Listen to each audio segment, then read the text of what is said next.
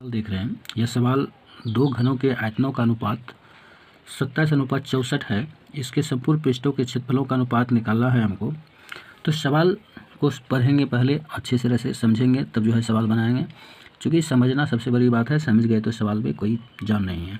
दो घनों के आयतनों का अनुपात, ठीक है।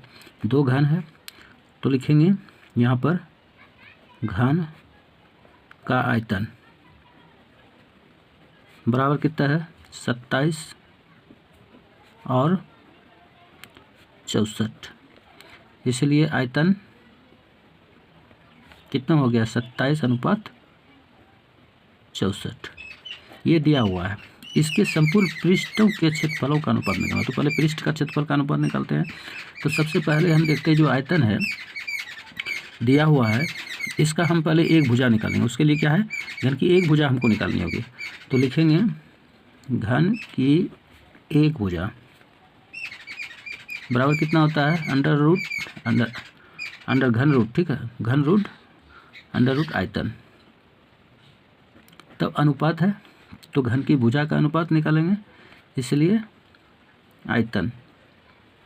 तो ये हो गया मेरा घन आयतन कितना है 27 है, और अनुपात में अनुपात आयतन लिखे ना, अनुपात आयतन।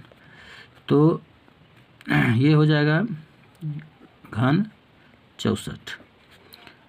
ये हो गया।